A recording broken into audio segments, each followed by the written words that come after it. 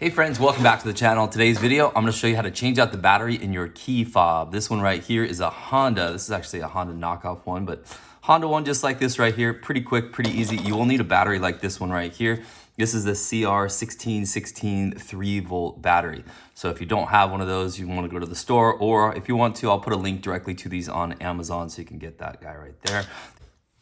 The other thing you will need to perform this job is you're gonna need a small screwdriver. I have a little set like this one right here. Really nice to have around the house every once in a while, you need it. And this is another little one I have right here. It's a Phillips, but it's a very small screwdriver. A conventional size is not gonna work. We need to get that screw out. That's first and foremost.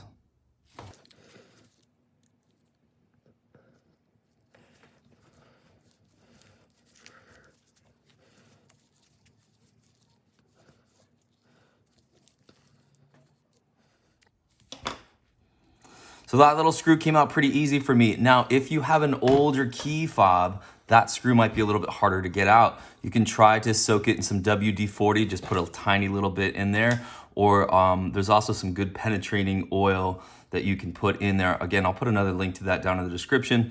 But if we can, we wanna make sure we do not strip that out. So make sure that you're putting some pretty good pressure on there to get that screw out of there.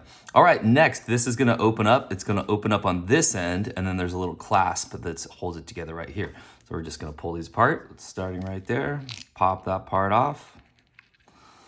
And then this piece right here is where the battery is. So here's how you turn on and off, right? This battery is actually not bad, but I'm just showing you. And then this little clasp, I wanna give you a warning, be careful, don't break this off. This little clasp right here. So here's the red panic button, and right here, we're going to slightly open this so we can take this apart. But be careful, we do not wanna break that.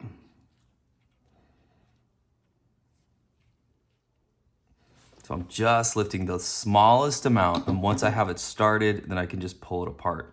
If this little black piece breaks off, it's really a pain in the neck. So there's your old battery right there. And again, here's our pieces.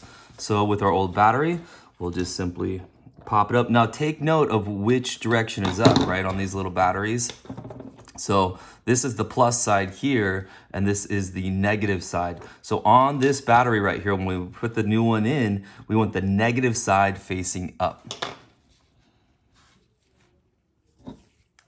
By the way, it doesn't actually say negative on it, but you know that, and there's a little plus sign in there, so it tells you, but you know that if this side over here is plus, see the plus, then you obviously know that the other side is the negative. And again, this one's a Duracell, this one says DL1616, it doesn't matter, CR1616, DL1616, it's the 1616 that you want. If it's Duracell, great. If it's Energizer, great, it doesn't really matter. Again, I'll put links to those, but you can get one of those. You can also just go to a local pharmacy or whatever, and they're gonna have these for sale as well.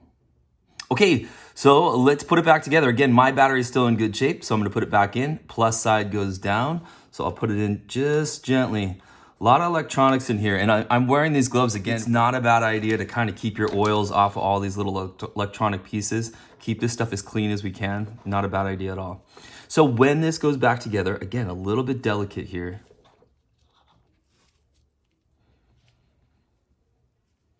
And there's this part right here that kind of snaps in. When we opened those, you could kind of open either one of those two snaps. It doesn't really matter.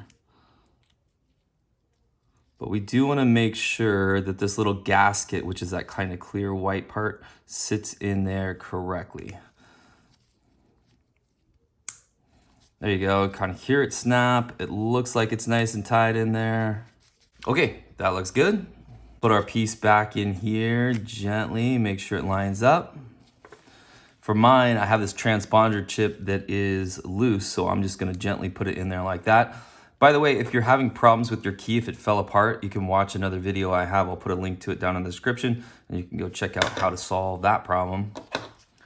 For this one though, we're going to, there's a little hinge right here, this black hinge part that's gonna kind of sit in here, and then we're gonna kind of close up the clamshell like so. And then the back part should be sort of together first, and then the front part sort of snaps into place just like that.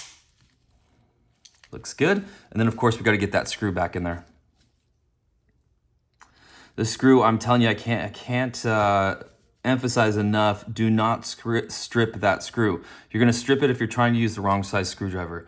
So you can look in the description down below. I'll have a link to them, or if you have any kind of little kit that you can pick up like this right here for like 15, 20 bucks, this thing's a lifesaver to have around the house.